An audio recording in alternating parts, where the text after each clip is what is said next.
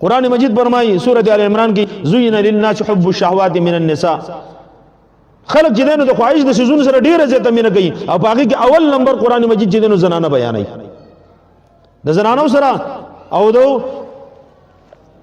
خپل یو کبردي د خلکو سره مینه یې کوي، د خپل سره مینه وکړه هم په حدودو کې دن نه ګوري، د پردي سره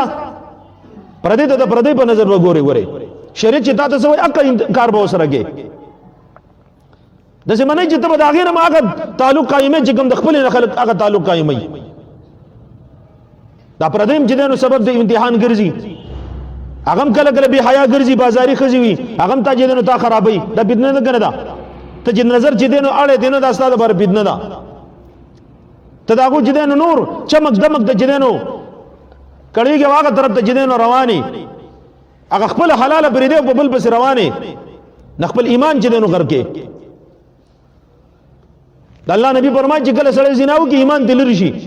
نه دا پردې خزه سړی چې د ایمان دې لري کول زیره ګرځي کنه، نه دا بدنه نشو. رسول کریم صلی الله علیه وسلم فرمایي صحیح حدیث دی د بخاری او د مسلم، نبی علیہ السلام فرمایي د اسامه رضی الله عنه په نقل باندې وای ما چې دنیا ته سفرخي دی پاګه کې د ټولو نه لوی بدنه د نارینه د براغه خزه ده. نبی علیہ السلام فرمایي ما ترکت بعد فتنه اضر على الرجال من النساء، رواه البخاری او مسلم، چې د نارینه د پر لوی بدنه په دې معاشره کې د الله نبی فرمایي چې هغه زنانه ده، نه پردې خو یقینا بدنه ده. غره خدا ته مول چې سوچو کا ایمان مگر کوا، ایمان منګر کې غره تا ته جدید جمعه نه د وته سره تا ته ملاوي دي شي، ستا په نظر لګی دی شي، استاد ایمان پته لګی چې څنګه چل دی چې ته جمعه ته تلوي نو تا رب ته ویلو چې زما ستا بندې ما، خو چې ته بارته وځې به ته خپل خواهشاتو بندې ګورې، به ته خپل طبيعت او مزاج او دو سوچ چې دینو ستا عقل چې زوی ته داغه بندې به ته دینو الله او رسول هغه خبره به ته شاته بالکل برخي، حالانکه د الله رسول فرمایي کم مونږ سره د بے حیاي نه من نه کی هغه مونږ دینو د سره قبليږي نه، یو طرف ته غلط نظر استعماله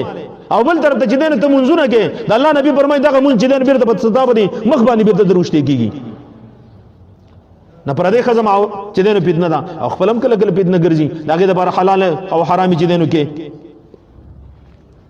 روا او ناروا ولکه هر پار مایشه چې دینو قبله هغه چې دینو به حیايي کې ګناه کوي بل څه کوي او ته به خاموشي کې نه د خپلم دل چې دینو سبب د فتنه ده، دام چې دین د الله او رسول نه تعالی د دین نه، لہذا پر اصول کی دن دننا نظرتن پہ ابتسامتن پہ سلامن پہ کلامن پہ موعد پہ لقاء د فتنو جر لچ دینو دا نظر دے ټول مسئلے د دینه جوړیږي،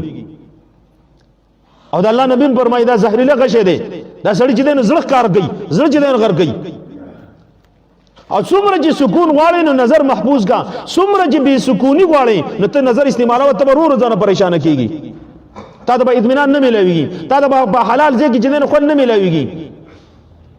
ستانه برور ایمان لري کیږي، تا ته به جدمه هغه سکون نه ملويږي، ولیکن ته برور به حیا کیږي. ګوره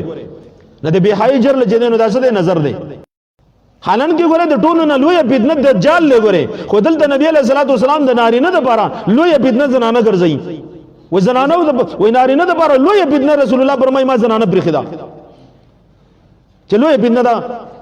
او په حدیث کې راځي د مسلم وای د بنی اسرائیل لپاره د خرابېدو اولنې بنیاد دا چې دینو زنانه وي، او زما د امت لپاره د قصیده بدنه ده. بلا واقعات چې دینو په بنی اسرائیل کې راغلي دي، اوس کوستا په دې زمانه کې راځي داګه د لاس چې دینو ته په خپل سوچوګه چې آیا زنانه د الله رسول خبره رښتیا ده کنه بدنه ده کنه، دا کله تا د دین نه او د اسلام نه او د اخرت نه د قابل کوي کنه. یو طرف ته مورم د ګوره خزه صفات هم شوی د قران د مور د خزه د لورو داغه حقوق هم بیان ما ته بیان کړم دي د لس قسم خلکو حقوق، خو لیکن بل طرف ته ځان بم دي بچ کې ګوره